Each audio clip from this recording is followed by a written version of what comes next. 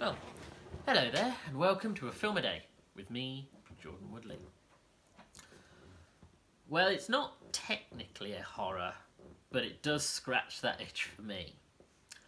Because I've heard a lot about David Lowery's The Green Knight over the last couple of weeks, and it's definitely the kind of film that appeals to my sensibilities specifically, which is that strange, almost surrealist, practically nonsensical type of storytelling where, of course, in the mind of the director there is a clear vision, a clear narrative through line, but this is definitely not for your mainstreamers, because this is the kind of film that goes in all sorts of weird and wonderful directions.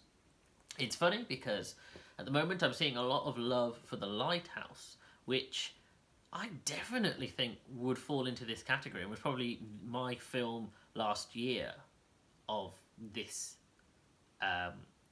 ilk.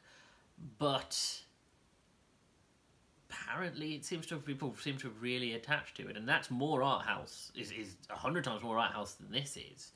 So perhaps I'm wrong, but I do appreciate filmmakers who are pushing the boundaries in respect of not going for conventional storytelling or storytelling styles, and really experimenting with ways in which we can take stories we know or have heard of and use them to go deep into psychological ideas of identity and honour.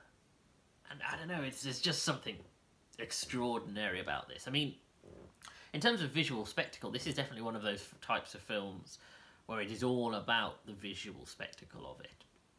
And it's the kind of film where if someone were to watch it, they might not always understand what is going on, but damn, they will find whatever is happening very beautiful and very find the cinematography incredibly artistic, even though they may scratch their head and walk away thinking, well, I have no idea what was happening, but I really liked it.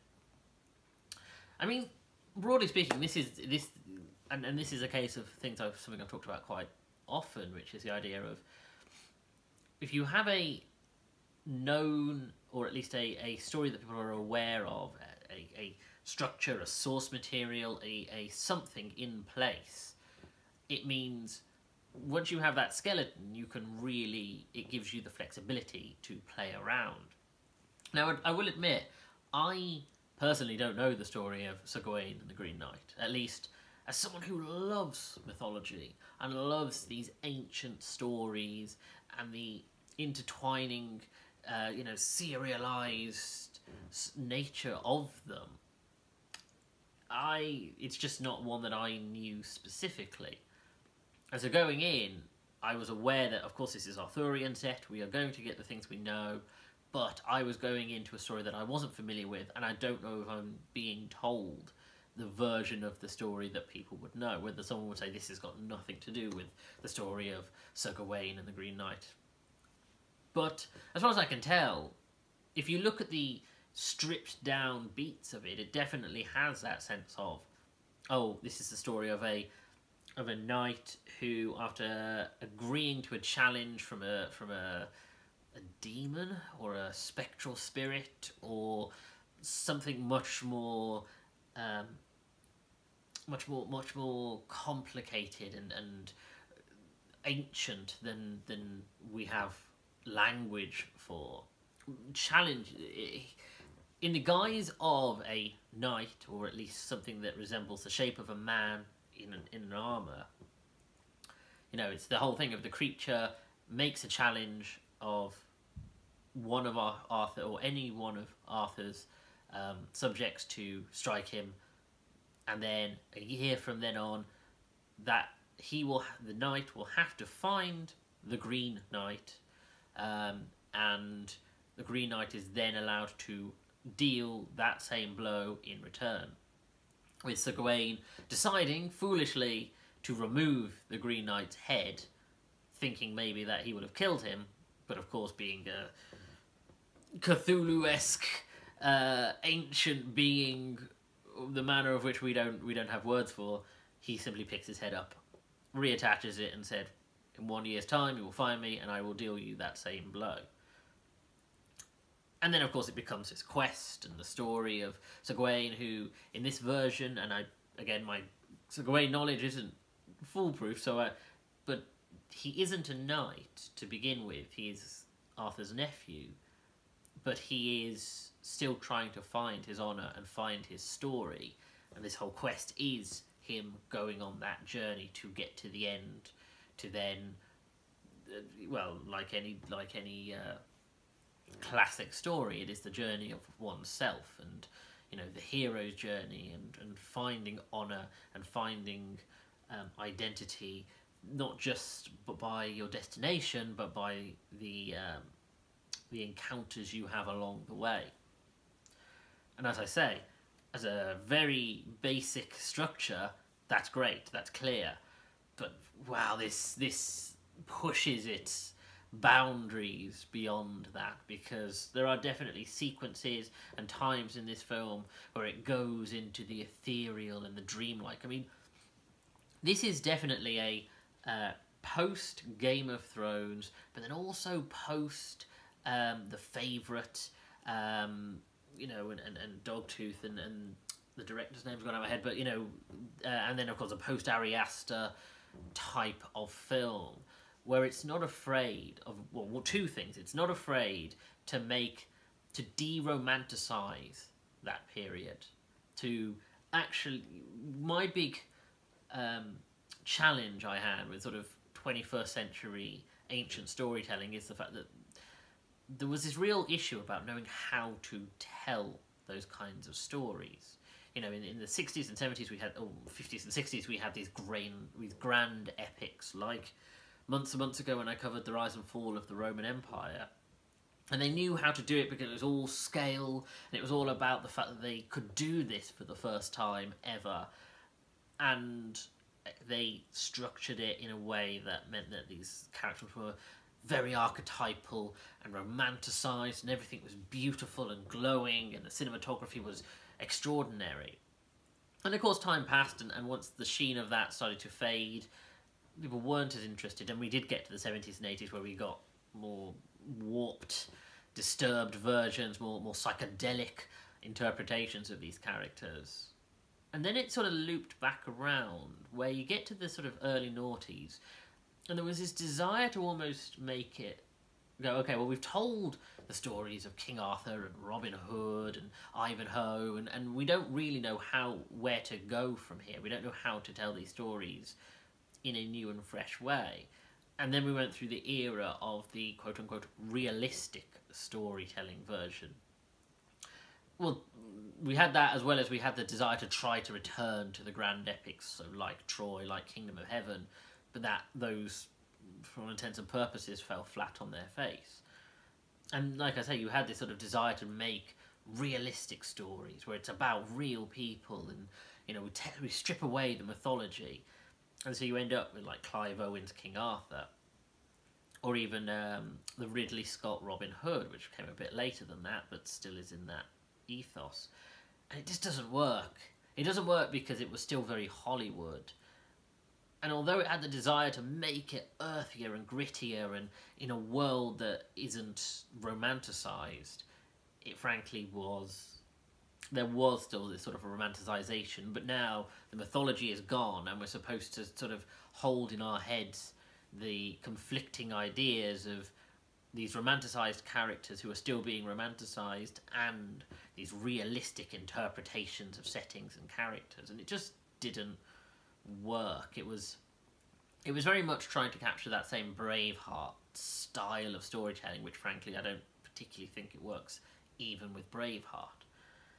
And so what I like about this era and this ethos is the fact that we, like I say, it's a post The Favourite kind of film. The post, we're in that era where history and mythology in equal measure are no longer... The romanticisation is being really stripped away. And there is almost this sort of Euro filth type of story being injected into Hollywood, where now we do get the grittier, dirtier side. Everyone is just that little bit uglier.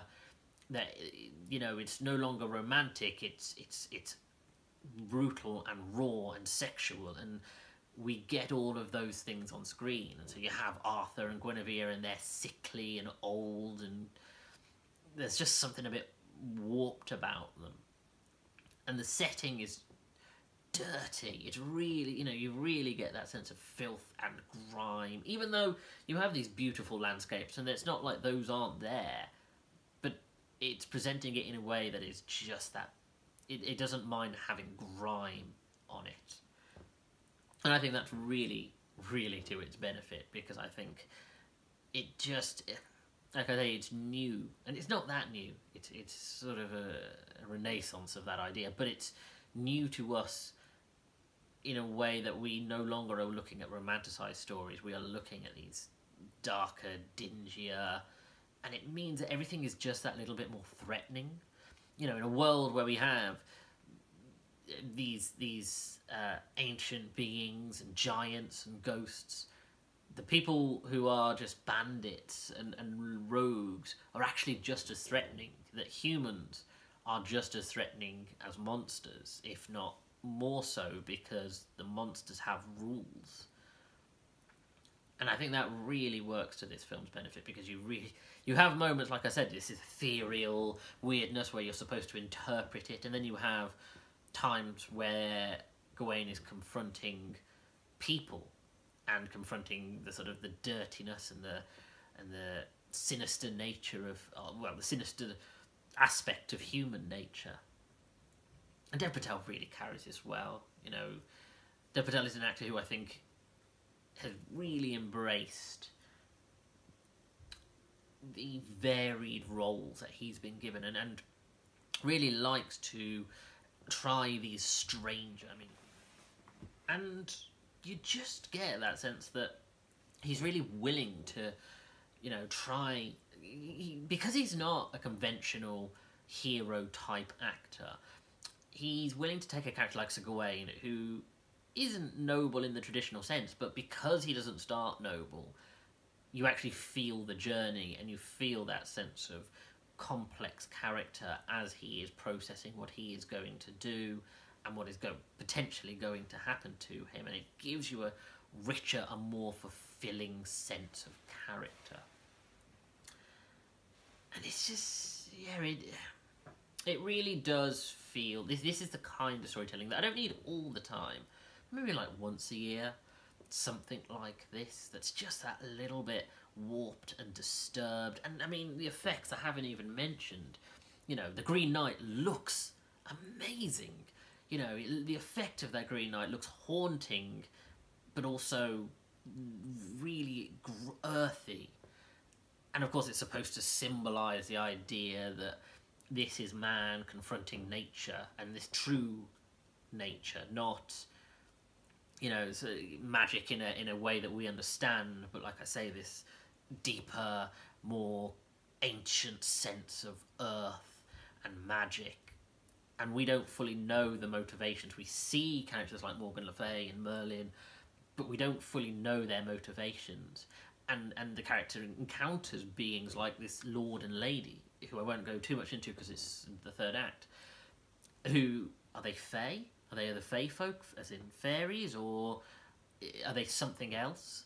And it allows you that sense of, not maybe perhaps wonderment, but mystery in fantasy storytelling. I think one of the big problems is that fantasy now feels too restricted by our understanding of, oh, well, this is what a vampire is, this is what a giant is. Whereas this kind of storytelling gives you that sense of, oh, we have given words and meanings, definitions to things that we don't fully understand. And it's in our arrogance that we have given them those sorts of meanings. But we cannot comprehend what they are. And I think the film really reinforces that. And that said, that we don't fully understand nature and the forces of nature. And it's the idea of confronting nature and confronting death, and the idea that we are very small mortals wrapped up in grand stories that we couldn't possibly conceive of. And in the same way, you know, these beings, maybe they don't understand us because they don't understand our mortality and how we live on through stories. And again, this is about stories and storytelling and legacy. And like I say, all of this is wrapped up in this strange, surrealist, just extraordinary film. It really does leave me with that sense of, yes, this is the kind of thing that I needed, particularly maybe in October, where I'm looking at more conventional horror films or Halloween films, something which isn't a horror film technically, and it isn't a Halloween film absolutely, but is stranger and more, it's definitely have left me with thoughts and ideas and impressions. Just extraordinary. Extraordinary. This just came out, has been dropped in our laps, and like The Lighthouse, it leaves casts such a shadow. Anyway, thank you for joining me. If you like this video, hit the like button, comment below and share the video, because it's all helped me in the algorithm. Subscribe to the channel and hit that bell to get notifications of new videos. Check out my back catalogue of over 250 videos, and follow me on Twitter at Jordan_Woodley, where I tweet about TV shows and films, and I share these videos once they're uploaded to YouTube, either the day of or the day after. Thank you for joining me. Take care.